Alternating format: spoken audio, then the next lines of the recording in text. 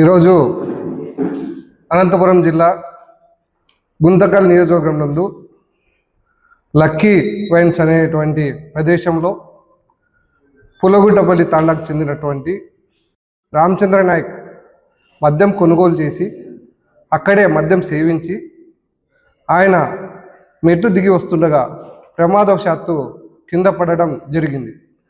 అది జరిగిన తర్వాత ఆయన తల నుంచి తీవ్రమైన రక్తస్రావం రావడం జరిగింది.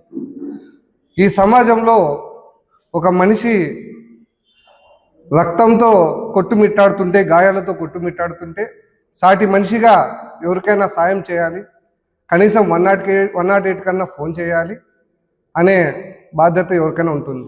కానీ ఈ బాధ్యతను మరిచి కేవలం ధనార్జనే ధ్యేయంగా ప్రజల ఆరోగ్యాలతో మాన ప్రాణాలతో చెలగాటమాడుతూ ఈ ప్రభుత్వం వైన్ షాపులను ప్రోత్సహిస్తుంది. ఇటువంటి వైన్ షాప్ నిర్వాహకులు ఏ వ్యక్తి అయితే ప్రాణం పోయినా మాకు బాధ లేదు.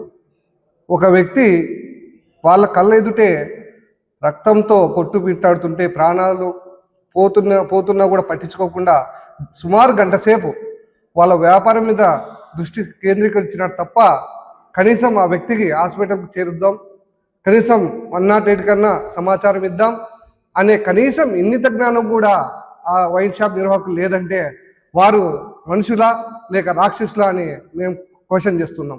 అలాగే గుంతకల్లో అరాచకమైన పాలన సాగుతుంది. ఎక్కడ చూసినా కల్తీ మద్యం అమ్ముతున్నారు, విడిగా మద్యం అమ్ముతున్నారు.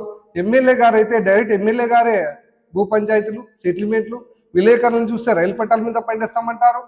గుత్తిలో చూస్తే ఒక వ్యక్తిని తీసుకొని పోయి స్టేషన్లో కంప్లైంట్ ఇచ్చకపోతే కిడ్నాప్ చేసి బలవంతంగా సంతకాలు చేయించుకొని భూమిని కబ్జా చేస్తారు.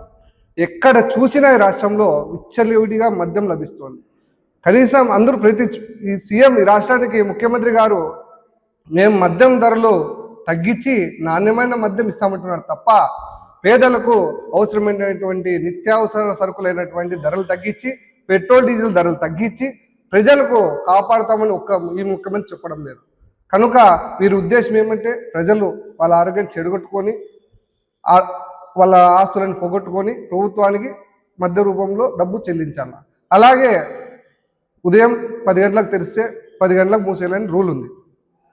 ప్రొద్దుటూరులో చూసాం, సిఐ శ్రీరామ్ గారు 10:30 వరకు ఎవరు పెట్టుకోకూడదు షాపులని వారు చెప్తే ఎమ్మెల్యే గారు షాపులు అవి కాబట్టి అవి కేవలం ఆయన ఛార్జ్ తీసుకున్న నెలకే ఆయన ట్రాన్స్ఫర్ చేశారంటే ఒక అర్ధగంట కోసం, ఒక అర్ధగంట ఎక్కువసేపు షాప్ తెరవాలని ఆయన పర్మిషన్ ఇవ్వలేదని సిఐ గారినే ట్రాన్స్ఫర్ చేసినారంటే ఈ ప్రభుత్వం పరిపాలన ఎలా ఉందో మీరు అర్థం చేసుకోవచ్చు. అలాగే ఒక అర్ధగంట సేపు వీళ్ళకి షాప్ తెరకపోతే వీళ్ళు ఉప్పు తిప్పలు పెట్టి ఎమ్మెల్యే గారిని పట్టుకొని సీఎం గారి దగ్గరికి వెళ్ళి వాళ్ళని ట్రాన్స్ఫర్ చేయించారు. ఒక మనిషి, ఒక పేద గిరిజనుడు, 3 పిల్లలు గల, 3 అమ్మాయిలు గల పేద గిరిజనుడు రోడ్డు మీద పడిపోయి వాళ్ళ వైన్ షాప్లో మందు తాగి వాళ్ళ వైన్ షాప్ ముందరే పడిపోయి రక్తం కారుతున్నా కనీసం చలించకుండా కేవలం గంట సేపు అతను చనిపోతున్నా కూడా పట్టించకుండా వాళ్ళ వ్యాపారమే చూసుకున్నారంటే వీళ్ళు మనుషులు కాదు. కనుక దీని మీద విచారణ జరపాలి. ఆ వైన్ షాప్ నిర్వాహకుడు లైసెన్స్ రద్దు చేయాలి. వారి మీద కేసు SC/ST కేసు నమోదు చేసి బాధిత వ్యక్తికి, గిరిజనుడికి ఏమైనా అయితే మేము ఆ వైన్ షాప్ని ముట్టడిస్తాం, ఆ వైన్ షాప్ అక్కడ లేకుండా ఏమైనా చేయడానికి మేము సిద్ధంగా ఉన్నామని చెప్పేసి తెలియజేస్తూ